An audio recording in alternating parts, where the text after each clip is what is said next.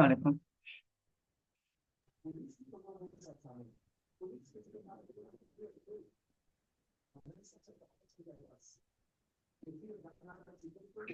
Hello, अस्सलाम वालेकुम sir. वालेकुम सलाम बेटा, आवाज आ रही है?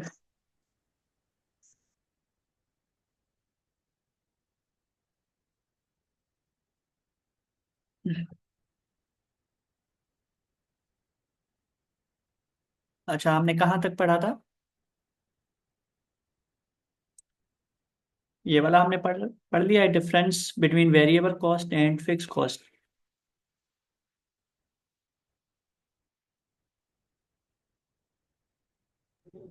सर आपकी आवाज़ बहुत स्लो आ रही है। अच्छा, एक सेकंड।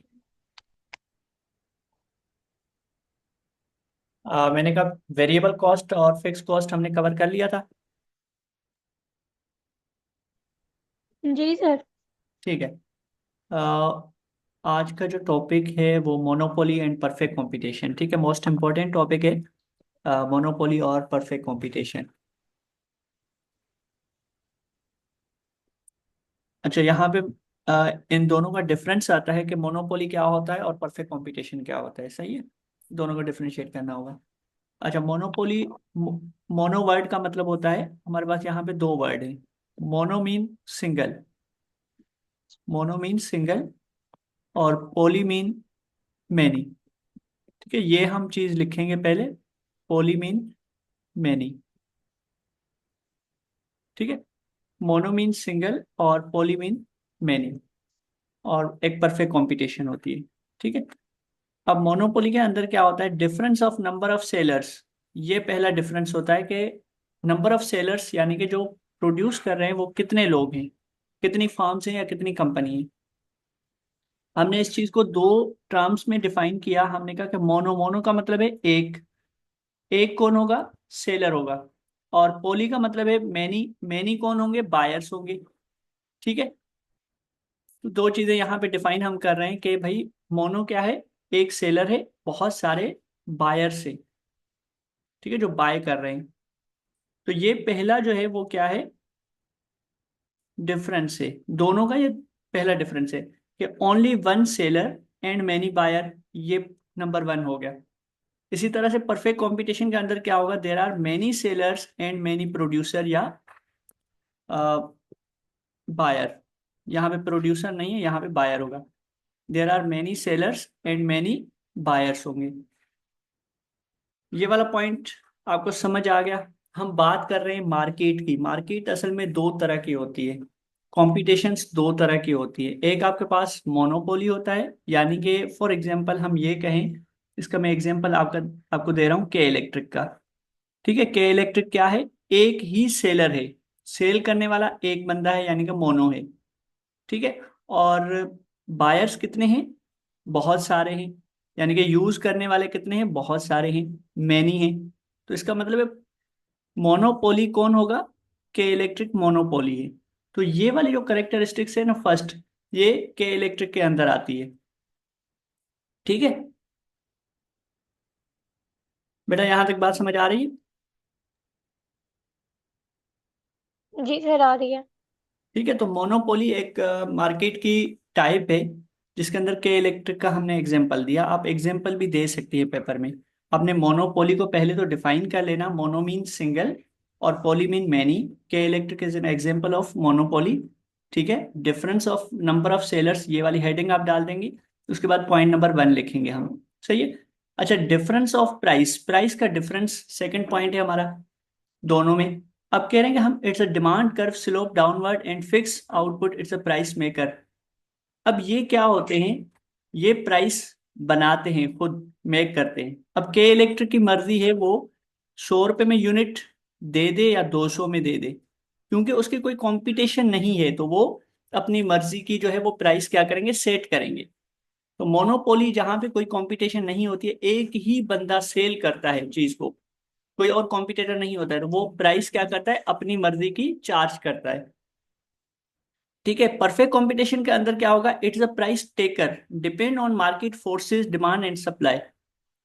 ठीक है, डिमांड कितनी है या सप्लाई कितनी है उस हिसाब से, और ये देखेंगे कि बाकी मार्केट के अंदर प्राइस क्या चल रही है, उस हिसाब से ये क्या करते हैं, प्राइस लेते हैं, टेक करते हैं। ठीक है। अच्छा, थर्ड हमारे पास डिफरेंस ऑफ प्रॉफिट, प्रॉफिट का डिफरेंस आता है। अब आप मुझे बताएं कि के इलेक्ट्रिक अपनी मर्जी की चार्ज करेगी पर यूनिट, तो इसका प्रॉफिट क्या होगा, बहुत ज्यादा होगा। ठीक है, सुपर नॉर्मल प्रॉफिट इसका होगा। और परफेक्ट कंपटीशन के अंदर क्या होगा, आप अपनी मर्जी की प्राइस नहीं रख सकते हैं, तो इसका मतलब है आप एक नॉर्मल प्रॉफिट अर्न कर सकते हैं। बेटा ये तीन आप मुझे डिफरेंसेस बता दें, आपको क्या समझ आया।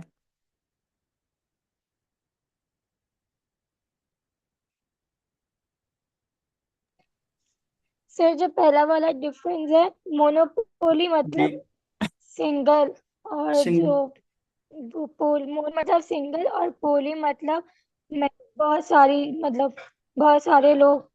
ठीक है, तो इसका मतलब क्या और हुआ। जी। और मोनोपोली का जो सेलर्स वाला हाँ। डिफरेंस बिटवीन है, उसका मतलब है एक सेलर बहुत सारी चीजें खरीदता है। ठीक है, ये मेरा मोनोपोली आवाज आ रही है? कंपटीशन, हाँ हाँ, मोनोपोली कंपटीशन के अंदर ये आ जाएगा। ठीक है। और परफेक्ट कंपटीशन के अंदर सेलर भी बहुत सारे होते हैं और बायर्स भी बहुत सारे होते सर हैं, यहाँ पे हम बायर आपकी आवाज लिखेंगे। कट रही है। अच्छा, मैंने कहा परफेक्ट कंपटीशन के अंदर सेलर भी बहुत सारे होते हैं, बायर भी बहुत सारे होते हैं। और डिफरेंस और प्राइस का मतलब है एक जी, चीज जो हम अपनी मर्जी से प्राइस रख रहे हैं, वो और मोनोपोली एक वाले। मार्केट के हिसाब से प्राइस रखते हैं। वेरी गुड, ठीक है। अपनी मर्जी वाले जी, कौन रखते मोनोपोली हैं, के अंदर। मोनोपोलो मोनोपोली के अंदर प्राइस अपनी मर्जी के रखते हैं, क्योंकि कोई कॉम्पिटिटर नहीं होता है। और परफेक्ट और कंपटीशन के पर अंदर आप अपनी डिमांड और सप्लाई देखते हैं, और उसके बेसिस पे आप अपने प्राइस को चार्ज करते हैं, किससे, कस्टमर से। तो प्रॉफिट में भी डिफरेंस आएगा। प्रॉफिट में डिफरेंस क्या आएगा कि एक बहुत ज्यादा प्रॉफिट कमा सकता है और एक जो नॉर्मल प्रॉफिट कमा सकता है। जो अपनी मर्जी की प्राइस रखेगा वो ज्यादा प्राइस प्रॉफिट कमाएगा, जो अपनी मर्जी की नहीं रखेगा वो प्रॉफिट कम कमाएगा। ठीक है।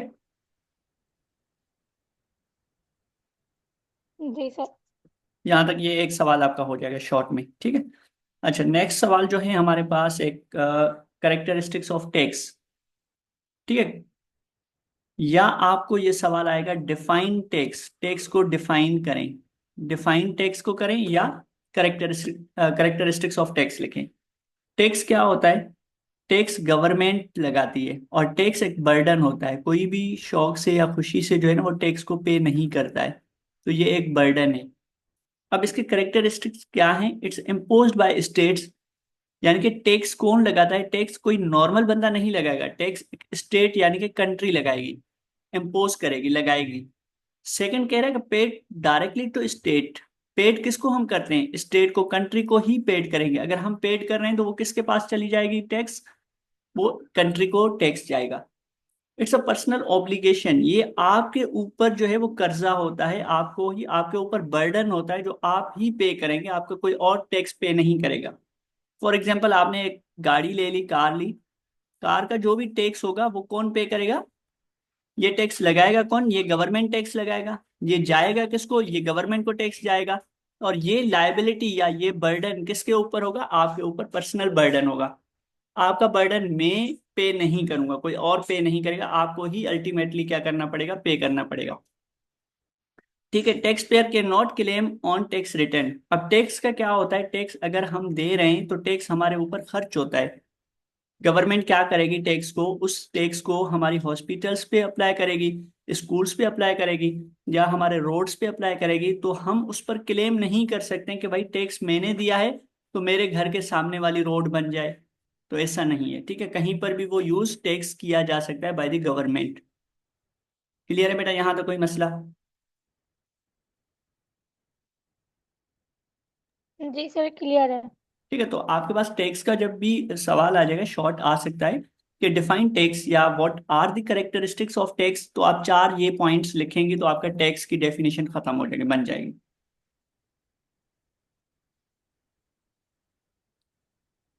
अगला सवाल, टाइप ऑफ बजट। बजट क्या होती है?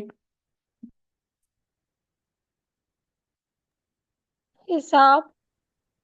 एक जो पैसे एस्टिमेटेड। हमारे पास होते हैं। जी, बोलें बोलें आप। हम बजट एस्टिमेशन। होती है जो हमारे पास इनकम होती है। ठीक है। इनकम हमारा बजट नहीं होता है, बजट उसमें से। हमारा एक एक्सपेक्टेड अमाउंट होता है। ठीक है, आपने कहा कि यार मैं जो है वो अगले मंथ 1,000 रुपया खर्च करूंगी। अब जरूरी नहीं है कि आप 1,000 रुपया खर्च करें, हो सकता है आप 900 रुपया खर्च करें, हो सकता है आप 1,100 रुपया खर्च करें। तो ये 1,000 रुपया आपने अपने लिए, अपने खर्चे के लिए क्या किया है? बजट बना के रखा है। इससे ज्यादा भी हो सकता है, 1,100 भी हो सकते हैं, 900 भी हो सकते हैं। ये कम भी पड़ सकता है 1,000 आपका, अगर 1,100 खर्च करेंगे तो 1,000 रुपया कम पड़ जाएगा। अगर 900 करेंगे तो फिर आपको फायदा होगा, आपके पैसे और बच जाएंगे। तो कभी भी हम जब भी कोई चीज खर्चा करने से पहले क्या बनाते हैं? उस चीज का एस्टिमेट, एक्सपेक्टेड बनाते हैं कि भाई इतना खर्चा हम करेंगे। और जरूरी नहीं है उतना ही खर्चा हो, उससे कम भी हो सकता है, उससे ज्यादा भी हो सकता है। ठीक है। जैसे हम घर का फॉर एग्जांपल लें कि घर का एक बजट राशन का बना रहे हैं, भाई 50,000 रुपये खर्च हो जाएगा, तो जरूरी नहीं है कि आपका 50,000 ही खर्च हो। क्या होता है? हो सकता है 50 इक्वल 50 हो जाए, हो सकता है 49 हो जाए, हो सकता है 55 हो जाए। ठीक है, तो तीन कंडीशन, दो कंडीशन है आपके पास, बल्कि तीन है। या तो 50 पूरे हो जाएंगे, या 49 हो जाएंगे, या 55 हो जाएंगे। तो बजट एक एक्सपेक्टेड या एस्टिमेटेड अमाउंट बनाया जाता है कि मैं इतना खर्च करूंगी या करूंगा। क्लियर है बेटा यहाँ तक ये बात बजट का? जी सर, क्लियर है। ठीक है। क्या होता है बजट, बता दे। बजट वो होता है जैसे हमने एक हिसाब लगा के रखा है कि हमारे इस महीने इतने पैसे खर्च होंगे, या हमने ठीक है, इतने की ये चीज लेनी है। Very good. इसमें तो से कम भी यूज हो सकते हैं और ज्यादा बढ़ भी। भी सकते हैं, ठीक है। तो हम बजट को सिंपल क्या कहते हैं भाई? एस्टिमेशन है, ये अंदाजा है, एस्टिमेटेड है। ये कोई फिक्स नहीं है कि इतना ही होगा। तो इसी तरह से गवर्नमेंट क्या करती है? गवर्नमेंट भी अपना बजट बनाती है। गवर्नमेंट का क्या करती है? गवर्नमेंट दो काम करती है। एक तो गवर्नमेंट कमाती है। ठीक है। अब कमाती कहाँ से है? टैक्स से। लोगों से टैक्स लेगी तो वो रेवेन्यू कहलाएगा। गवर्नमेंट का क्या कहलाएगा? रेवेन्यू या अर्निंग कहलाएगी, या इनकम कहलाएगी। और दूसरा, गवर्नमेंट क्या करती है? स्पेंडिंग करती है, खर्च करती है। किसके ऊपर? लोगों के ऊपर, स्कूल्स के ऊपर, हॉस्पिटल्स के ऊपर, रोड्स के ऊपर, लाइटिंग के ऊपर। तो वो क्या कहलाएगा? वो उसका एक्सपेंस कहलाएगा। ठीक है। अब गवर्नमेंट ने कहा कि भाई 2025 में हम क्या करेंगे? हम फॉर एग्जाम्पल 2 मिलियन लगाएंगे पैसे। ये बजट गवर्नमेंट ने बना दिया, भाई स्कूल्स के ऊपर इतना लगाना है, हॉस्पिटल्स के ऊपर इतना लगाना है, और रोड्स के ऊपर इतना लगाना है। तो जरूरी नहीं है कि गवर्नमेंट 2 मिलियन ही क्या करे, खर्च करे। ज्यादा भी कर सकती है, कम भी कर सकती है। ठीक है। अब गवर्नमेंट अपना रेवेन्यू भी देखेगा कि भाई टैक्स हमें कितना कलेक्ट हो रहा है। 2 मिलियन टैक्स अगर कलेक्ट हो रहा है, या हमने एस्टिमेटेड किया कि हमें 2 मिलियन जो है वो टैक्स भी क्या होगा, कलेक्ट होगा। सही है। तो अगर ये दोनों बराबर होंगे, 2 मिलियन हमने कमाए और 2 मिलियन हमने लगाए, तो बजट क्या होगा? बैलेंस बजट हो जाएगा। अगर हम ये कहेंगे 2 मिलियन हमने लगाए हैं और 3 मिलियन हमें यानी कि गवर्नमेंट को रिकवर हुए हैं, तो क्या होगा? सरप्लस होगा, फायदा होगा गवर्नमेंट को। अगर 2 मिलियन गवर्नमेंट ने लगाए हैं और 1 मिलियन जो है वो क्या किया है, टैक्स लिया है, तो इसका मतलब क्या हुआ? डेफिसिट है, नुकसान है। गवर्नमेंट अपने तरफ से कहीं से लोन लेकर क्या करेगी? खर्च करेगी। ठीक है। तो बजट के तीन टाइप्स होते हैं, जैसे हमने बैलेंस ऑफ ट्रेड के तीन टाइप्स पढ़े थे। ये भी मोस्ट इंपॉर्टेंट सवाल है, इसको समझिएगा। बैलेंस बजट क्या होता है? व्हेन एस्टिमेटेड रेवेन्यू, आपने जो एस्टिमेशन लगाया, अंदाजा लगाया कि भाई इतना रेवेन्यू हम कमाएंगे, यानी कि हमें इतना टैक्स जो है वो कलेक्ट हो जाएगा। तो एस्टिमेटेड एक्सपेंसेस, और आपने कहा कि इतना हम खर्चा करेंगे पब्लिक के ऊपर, आवाम के ऊपर। ये दोनों अगर बराबर हो गए, टैक्स और एक्सपेंस आपके, एस्टिमेटेड टैक्स और एस्टिमेटेड रेवेन्यू, तो आपका बैलेंस बजट हो जाएगा, आप जीरो पे हो जाएंगे। ठीक है। अगर सरप्लस बजट का मतलब ये होता है कि when estimated revenue is greater than expenses known as surplus budget. आपने कहा कि भाई हम 1,000 रुपया टैक्स ले रहे हैं और 500 रुपये हमें हम खर्चा कर रहे हैं, तो आपके पास 500 जो बच जाएंगे उसको हम क्या कहेंगे? सरप्लस बजट कहेंगे। बेटा यहां तक अगर बात समझ आ रही है तो डेफिसिट बजट आप मुझे समझा देंगे, डेफिसिट बजट में क्या होता है? Sir deficit deficit. बजट ये होता है कि हम डेफिसिट बजट ये होता है कि अगर जैसे हमारे पास 2 मिलियन अमाउंट हमने लगा दी और हमारे ठीक है। पास उससे कम आया है टैक्स, ठीक। ठीक है, वेरी गुड। तो हम जैसे लोन लेकर फिर। आवाम पे लगा देंगे पैसे, ठीक है, गुड हो गया। डेफिसिट बजट मतलब हमें शॉर्टेज हो गए, पैसे हमारे पास कम रिकवर हुए, टैक्सेस कम मिली हैं, खर्चा हम बहुत ज्यादा कर रहे हैं, तो डेफिसिट कहलाएगा। सही है। अच्छा, अगला टॉपिक जो है हमारे पास मनी। ठीक है, मनी का मतलब क्या होता है? मनी इज अ कमोडिटी, एक चीज है या everything which is generally acceptable as a medium of exchange and the same time it act as a measure and store of value. अब इसके अंदर तीन चीजें आ रही हैं, ये तीन फंक्शन भी कहलाते हैं मनी के। कौन से तीन फंक्शन कहलाते हैं? एक तो हम कहते हैं जनरली एक्सेप्टेबल है, दूसरा हम कहते हैं मीडियम ऑफ एक्सचेंज है, थर्ड हम कहते हैं स्टोर ऑफ वैल्यू है। ठीक है। तो पैसे क्या होते हैं? पैसे हर जगह पे एक्सेप्टेबल होते हैं। आप कोई चीज प्रोडक्ट ले रहे हैं, फॉर एग्जांपल आप मोबाइल फोन ले रहे हैं, तो मोबाइल फोन लेने के लिए एक्सचेंज आप क्या करते हैं? पैसे। ठीक है। तो कोई भी प्रोडक्ट जब हम लेते हैं तो हम एक्सचेंज में क्या करते हैं? मनी देते हैं। तो मनी हर जगह पे क्या होता है? एक्सेप्टेबल है। कोई भी ऐसा बंदा नहीं कहेगा आपको यार पैसे आप मुझे दे रहे हैं तो मैं ये एक्सेप्ट नहीं करूंगा। ठीक है। मीडियम ऑफ एक्सचेंज यानी कि ये मीडियम ऑफ एक्सचेंज का है, कोई भी चीज आप जब एक्सेप्ट भी हो जाएंगे हर जगह पे, फर्स्ट पॉइंट, और मीडियम ऑफ एक्सचेंज भी है। आपने फोन लेने जा रही हैं, तो फोन जब आप परचेज करेंगे एक प्रोडक्ट, तो आप उसके बदले में क्या देंगी? पैसे देंगी। तो ये मीडियम ऑफ एक्सचेंज हो गया, पहली बात। दूसरी बात यह है कि ये एक्सेप्टेबल भी होंगे, कोई मना भी नहीं करेगा। ठीक है। Measure of measure and store of value, हम इसको मेजर भी कर सकते हैं, काउंट भी कर सकते हैं, और स्टोर ऑफ वैल्यू इसको हम स्टोर भी कर सकते हैं। अगर आपको इनकी वैल्यू को स्टोर करना है, फॉर एग्जांपल आप कह रहे हैं कि 1,000 रुपया मुझे बचा के रखना है सेव करके, तो ये वैल्यू है 1,000, और इस वैल्यू को आप क्या कर सकती हैं? स्टोर कर सकती हैं। तो मनी एक ऐसी सर चीज है। आपकी आवाज बहुत कट रही है। अच्छा, अब आ रही है? जी कहाँ आ तक रही समझ? है। अच्छा, कहाँ तक समझ आया है तो मैं वहां से कंटिन्यू कर लूँ? मीडियम ऑफ एक्सचेंज तक समझ आ गया। अच्छा, स्टोर ऑफ ठीक है। वैल्यू समझाएं दोबारा। ठीक है, स्टोर ऑफ वैल्यू का मतलब ये होता है कि भाई आप, फॉर एग्जाम्पल 1,000 है तो इसकी वैल्यू है 1,000, इसको आप स्टोर करके सेव करके रख सकती हैं। ये एक करेक्टरिस्टिक्स है किसके अंदर? मनी के अंदर, पैसों के अंदर। पहली बात तो आप कोई भी चीज अगर परचेज करेंगे तो वो मीडियम ऑफ एक्सचेंज बन जाएगा। सेकेंडली वो हर जगह पे एक्सेप्टेबल होगा। थर्ड, आप उसकी वैल्यू को स्टोर कर सकते हैं, रख सकते हैं, सेव कर सकते हैं। ये सर डेफिनेशन का। आपकी आवाज बहुत कट रही है बीच बीच में से। अच्छा, अभी आ रही है? नेट का कोई इशू होगा आई थिंक। अभी आ रही है आवाज जी मेरी? सर अब थोड़ी सही है। चलें, ठीक है। जी तो अब स्टोर, ठीक है। हाँ, स्टोर ऑफ वैल्यू का मतलब क्या होता है? आप उसकी वैल्यू को क्या कर सकते हैं? स्टोर कर सकते हैं, दैट्स इट। आपने 1,000 रुपया रखा, कल अगर 1,000 रुपए की कोई चीज लेने जा रही है तो उसकी वैल्यू क्या होगी? 1,000 रुपया होगी। तो इसका मतलब है हम कभी भी इस पैसों को क्या कर सकते हैं? सेव कर सकते हैं, रख सकते हैं, तो उनकी वैल्यू जो है ना वो चेंज नहीं होगी, कम हो जाएगी लेकिन चेंज नहीं होगी। ठीक है। आज का 1,000 कल भी 1,000 ही कहलाएगा। ठीक है। तो इसके अंदर ये करेक्टरिस्टिक्स है कि हम उसको सेव कर सकते हैं। बेटा यहां तक क्लियर है मनी की डेफिनेशन?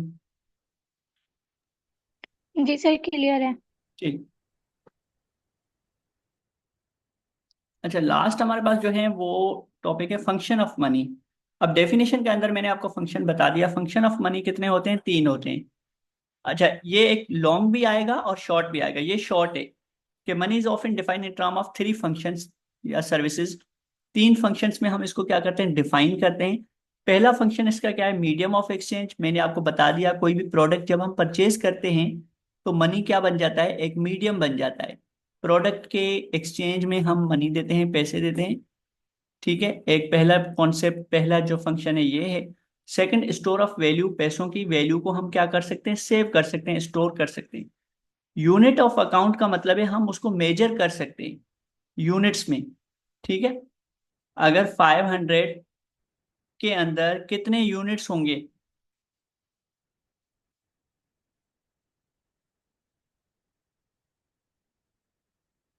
या 1000 का अगर हम कहें तो 1000 को अगर हम पार्ट्स में करें तो इसके 500 के कितने यूनिट्स बनेंगे।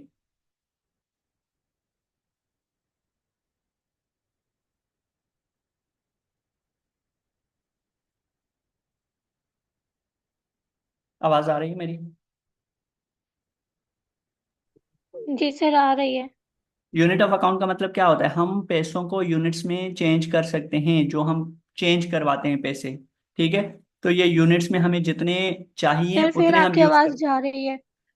अच्छा, मैं ये कह रहा हूँ कि यूनिट ऑफ अकाउंट्स के अंदर हम इनको चेंज करवा सकते हैं। ठीक है, हम इनको डिवाइड कर सकते हैं यूनिट्स में। डिवाइड करने का मतलब है 1000 रुपया है हमारे पास, हमें 100 रुपया यूज करना है, तो हम इसको चेंज करवा सकते हैं 100 रुपये में। ठीक है, तो ये कहलाता है यूनिट ऑफ अकाउंट। यानी कि मनी के ये करेक्टरिस्टिक्स हैं, फंक्शंस हैं, जो कि हम इन यूनिट्स में डिवाइड कर सकते हैं। यहां तक समझ आ गया बेटा? जी सर, आ गया। अच्छा, अब आपका कल कौन सा मैं टेस्ट लूं? ये सारे सवाल, सब सवाल आपने पढ़ लिए हैं, समझ लिए हैं, आपने रिवाइज किए हुए होंगे। नोट्स आपको मैंने सेंड कर दिए हैं, ये भी नोट्स सेंड कर देता हूँ। ठीक है, ये क्वेश्चन इंपॉर्टेंट है, बिजनेस साइकिल वाला। ठीक है, फेजेस आपको याद करने हैं, इसका एक मैंने आपको डायग्राम बनवाई थी। ठीक है, ये फेजेस हैं, ये मोस्ट इंपॉर्टेंट है, ये सवाल लाजमी आएगा। और इसके अलावा ये भी बहुत इंपॉर्टेंट है, balance of trade and balance of payment. ठीक है, इसकी इक्वेशंस भी मैंने बनवाई थी, अगर आपको याद हो तो। ठीक है, इक्वेशन लाजमी आप लिखेंगी इस तरह से, व्हेन एक्सपोर्ट, यानी कि एक्सपोर्ट पूरा लिखना है, ग्रेटर देन इंपोर्ट तो क्या कहलाएगा, सरप्लस कहलाएगा। क्या सरप्लस कहलाएगा, बैलेंस ऑफ ट्रेड। ठीक है, बैलेंस ऑफ ट्रेड या फेवरेबल कहलाएगा या पॉजिटिव कहलाएगा, तीन नाम मैंने इसको इसके बताए थे आपको। ठीक है, ये भी मोस्ट इंपॉर्टेंट हो गया। इसके बाद जो है वो अगला सवाल आपका लॉ ऑफ डिमांड लाजमी आता है। ठीक है, लॉ ऑफ डिमांड को याद कर लीजिएगा, समझ के इसका ग्राफ बना दीजिएगा। लॉ ऑफ सप्लाई, ये दोनों में से एक सवाल लाजमी आता है।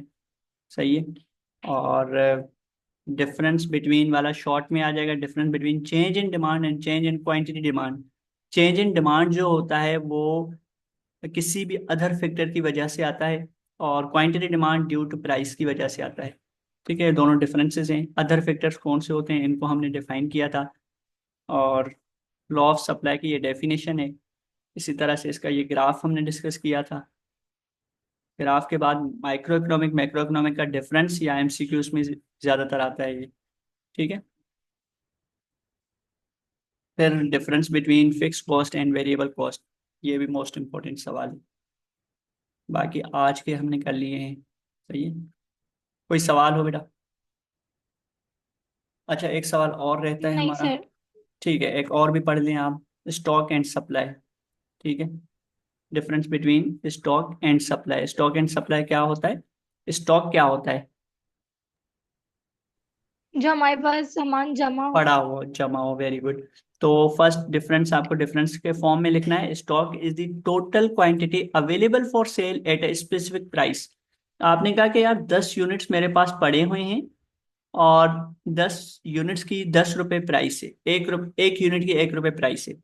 ये क्या है, ये आपके पास अवेलेबल है, किस चीज के लिए अवेलेबल है, सेल करने के लिए, ये आप सेल कर सकते हैं। तो इसको हम क्या कहेंगे, स्टॉक कहेंगे। ठीक है, सेकंड कह रहा है, second point, stock is the, चलें, फर्स्ट पॉइंट हो गया। फर्स्ट पॉइंट का ये देख लें, quantity of goods that seller is able and willing to offer for sale particular price. For example 10, ये जो है 10 यूनिट में से आपने 9 यूनिट्स क्या किए, आप विलिंग हैं कि ये मैं सेल करना चाह रहा हूं, तो ये आपकी क्या बन जाएगी, सप्लाई बन जाएगी। ठीक है, सप्लाई बन जाएगी। अब stock is the output of production, आपने जितने भी बनाए हैं वो आपका क्या बन जाएगा, वो स्टॉक बन जाएगा। आपने जितने यूनिट्स प्रोड्यूस किए हैं वो आपका क्या बन जाएगा, वो आपका आउटकम बन जाएगा। यानी कि आपने कहा कि 10 यूनिट्स हमने बनाए हैं, तो 10 यूनिट्स आपके क्या बन जाएंगे, आपका प्रोडक्शन बन जाएगी, आपका स्टॉक बन जाएगा। अब इस 10 में से जितने भी देंगे आप, वो आपका क्या बन जाएगा, वो सप्लाई बन जाएगी। तो क्या कह रहा है कि stock is the output of production और supply is the part of stock. Stock का क्या होता है, पार्ट होता है। यानी कि सप्लाई जब भी करते हैं हम स्टॉक से ही अमाउंट या चीजें लेते हैं। सो ये थर्ड क्या है, stock can be increase, production increase. आपने कहा कि 10 से हमने 11 प्रोड्यूस किए, यूनिट्स बनाए, तो आपका स्टॉक भी बढ़ जाएगा। आपने कहा 12 हमें बनाने हैं, तो आपका स्टॉक भी बढ़ जाएगा। ठीक है, supply can be increase if stock increase. अगर आपने स्टॉक इस तरह से इंक्रीज किया, 11 किया, 12 किया या 13 किया, तो आपका सप्लाई भी बढ़ जाएगा। तो सप्लाई जब स्टॉक बढ़ाएंगे तो सप्लाई भी बढ़ाएंगे, बढ़ जाएगी। स्टॉक के बगैर सप्लाई आप नहीं बढ़ा सकते हैं। ठीक है। फोर्थ पॉइंट है, stock is generally more than supply. हमेशा क्या होता है, स्टॉक ज्यादा होता है सप्लाई से, या इक्वल टू सप्लाई होता है। सप्लाई स्टॉक से ज्यादा नहीं होगी। 10 यूनिट्स आपके पास पड़े हैं, तो 10 यूनिट्स या तो आप सप्लाई कर सकते हैं, या तो 9 यूनिट्स सप्लाई कर सकते हैं, या 8 यूनिट सप्लाई, 11 यूनिट्स आप सप्लाई नहीं कर सकते हैं। तो इसका मतलब क्या हुआ, स्टॉक हमेशा सप्लाई से क्या होता है, ज्यादा होता है या इक्वल होता है। ज्यादा होता है या इक्वल होता हाँ, स्टॉक ज्यादा होगा या इक्वल होगा। अच्छा, लास्ट वाला हमारे पास है, stock is static concept. Static concept का मतलब है फिक्स होता है। It's not related with time and price से रिलेटेड नहीं होता है।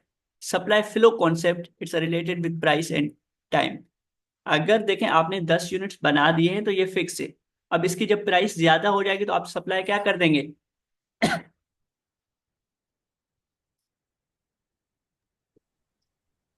बढ़ा देंगे। बढ़ा देंगे। अगर प्राइस कम हो जाएगी तो क्या करेंगे, सप्लाई कम करेंगे। तो ये किससे रिलेटेड है, supply is flow concept related with price and time. ठीक है बेटा। जी सर। कोई सवाल हो तो बता दें। नहीं सर। चलें, ठीक है, ओके।